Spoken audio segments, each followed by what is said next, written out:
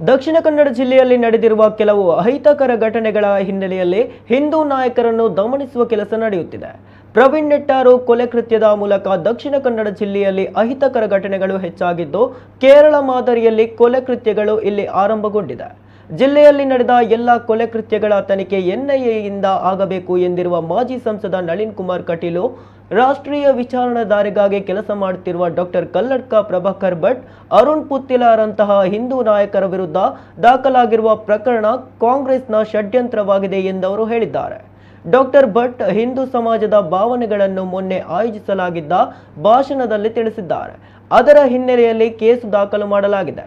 Congress police ಇಲಾಖೆ ಮೂಲಕ ಹಿಂದೂ ನಾಯಕರನ್ನು ಭಯಭೀತರನ್ನಾಗಿಸುವ ಭ್ರಮೆಯಲ್ಲಿದೆ. ಈ ಮೂಲಕ ಹಿಂದೂ ಸಮಾಜದ ಶಕ್ತಿಯನ್ನು ದಮನಿಸಲು ಆಗಲ್ಲ. ಈ ಹಿಂದಿನ ಎಲ್ಲ ಕೊಲೆ ಪ್ರಕರಣಗಳ ಸೂಕ್ತ ತನಿಖೆ ಆಗಬೇಕೆಂದು ಆಗ್ರಹಿಸುವುದಾಗಿ ಅವರು ಹೇಳಿದ್ದಾರೆ. ಕೇರಳ ಮಾದರಿಯ ಹತ್ಯೆಗಳು ಪ್ರಾರಂಭ ಆಗಿರತಕ್ಕಂಥದ್ದು ನಾವು ಕಾಣ್ತೀವಿ. ಹಿಂದಿನ ಎಲ್ಲ ಘಟನೆಗಳನ್ನು ಕಂಡ ಆ ಘಟನೆಗಳ ಹಿನ್ನೆಲೆ ಕಂಡಾಗ ವ್ಯಕ್ತಿಗಳನ್ನು ಹುಡುಕಿ ಹೊಡೆಯತಕ್ಕಂಥ ಕೆಲಸ ಕಾರ್ಯ ನಡೆದಾಗ NIA ತನಿಖೆ ಆದಂಥ ಸಂದರ್ಭದಲ್ಲಿ ಇದರಲ್ಲಿ ಹಿನ್ನೆಲೆ ಕೇರಳದ ಕೈವಾಡ ಇರತಕ್ಕಂಥದ್ದು ಕಂಡಿದೆ. ಹಾಗಾಗಿ ಅಂಥ ಎಲ್ಲ ತನಿಖೆಗಳಾಗಬೇಕು ಅಂತ ಹೇಳುವಂಥ ಆಗ್ರಹವನ್ನು ನಾನು ಮಾಡ್ತೇನೆ ಎಲ್ಲ ಹತ್ಯೆಗಳಲ್ಲಿ ಇರ್ತಕ್ಕಂಥ. ಆದರೆ ಇವತ್ತು ಸಮಾಜ ಕೆಲಸ ಮಾಡ್ತಕ್ಕಂಥ ರಾಷ್ಟ್ರೀಯ ವಿಚಾರಧಾರೆಗೆ ಕೆಲಸ ಮಾಡ್ತಕ್ಕಂಥ ಕೆಲವು ಪ್ರಮುಖರನ್ನು, ವಿಶೇಷವಾಗಿ ಡಾಕ್ಟರ್ ಪ್ರಭಾಕರ್ ಭಟ್ರ ಮೇಲೆ ಹಾಕಿರ್ತಕ್ಕಂಥ ಕೇಸು, ಇವತ್ತು ಅರುಣ್ ಪುತ್ತಿಲ ಅವರಿಗೆ ಹಾಕಿರ್ತಕ್ಕಂಥ ಗಡೀಪಾರು, ಇದೆಲ್ಲವೂ ಕಾಂಗ್ರೆಸ್ಸಿನ ಷಡ್ಯಂತರ ಅಂತ ಅನ್ನಿಸ್ತದೆ. ಸಹಜವಾಗಿ ಹತ್ಯೆಗಳು ನಡೆದಾಗ ಸುಹಾಸ್ ಶೆಟ್ಟಿಯ ಹತ್ಯೆ ನಡೆದಿರ್ತಕ್ಕಂಥ ಸಂದರ್ಭದಲ್ಲಿ ಇಡೀ ಹಿಂದೂ ಸಮಾಜದ ಭಾವನೆಗಳನ್ನು ಅವರು ತಿಳಿಸಿದ್ದಾರೆ.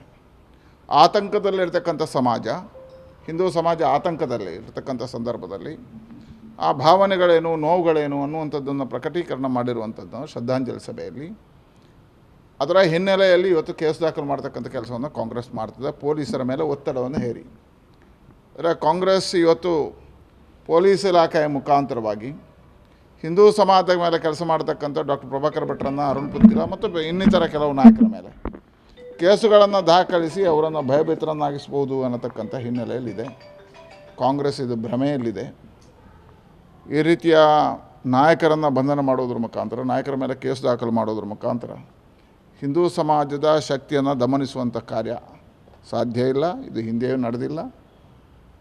ಹಾಗಾಗಿ ನಾನು ವಿನಂತಿ ಮಾಡ್ತೇನೆ, ಹಿಂದಿನಿಂದಲೇ ನಡೆದಿರ್ತಕ್ಕಂಥ ಎಲ್ಲ ಘಟನೆಗಳ ತನಿಖೆಗಳನ್ನು ಪೂರ್ಣ ಮಾಡಿ, ಯಾವ್ಯಾವ ರೀತಿಯ ಘಟನೆಗಳಾಗಿದ್ದಾವೆ, ಯಾವ ಕಾರಣಕ್ಕೋಸ್ಕರ ಆಗಿದೆ, ಹೇಗೆ ಆಗಿದೆ, ಮತ್ತು ಕೇರಳ ಮಾದರಿಯ ಘಟನೆಗಳು ಇಲ್ಲಿ ಯಾಕೆ ನಡೀತಾ ಇದ್ದಾವೆ, ಇದರ ಹಿಂದೆ ಯಾರಿದ್ದಾರೆ ಅನ್ನುವಂಥದ್ದು ತನಿಖೆ ಆಗಲಿ ಅಂತ ಆಗ್ರಹಿಸ್ತೇನೆ. ರಾಷ್ಟ್ರೀಯ ಸ್ವಯಂ ಸೇವಕ ಸಂಘ ಅದೊಂದು ದೇಶಭಕ್ತ ಸಂಘಟನೆ ಅನ್ನತಕ್ಕಂಥದ್ದು ನ್ಯಾಯಾಲಯದಿಂದಲೇ ತೀರ್ಪಾಗಿರ್ತಕ್ಕಂಥ ಕಂಡಿದ್ದೇವೆ. ಎರಡೆರಡು ಬಾರಿ ನಿಷೇಧವನ್ನು ಮಾಡಿದರೂ ಸಮೇತ ರಾಷ್ಟ್ರೀಯ ಸ್ವಯಂ ಸೇವಕ ಸಂಘವನ್ನು ಇದೊಂದು ರಾಷ್ಟ್ರಭಕ್ತರ ಸಂಘಟನೆ ಅನ್ನತಕ್ಕಂಥದ್ದು ಉಲ್ಲೇಖ ಆಗಿದೆ. ಹಾಗಾಗಿ SP ಅವರು ಯಾವ ರೀತಿಯಲ್ಲಿ ಹೇಳಿದ್ದಾರೆ ಅನ್ನೋದು ನನಗೆ ಗೊತ್ತಿಲ್ಲ.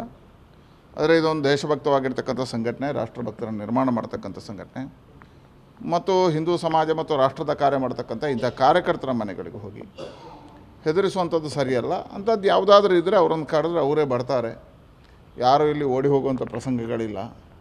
ಹಾಗಾಗಿ ಅಂತಹ ಸಮಸ್ಯೆಗಳಿದ್ದರೆ ಪೊಲೀಸ್ ಇಲಾಖೆ ಗೌರವಯುತವಾಗಿ ಅವರನ್ನು ಕರೆಸಿ ಅವರಿಂದ ಏನು ತೊಗೋಬೇಕೋ ಮಾಹಿತಿಗಳನ್ನು ತೊಗೋಬೇಕು.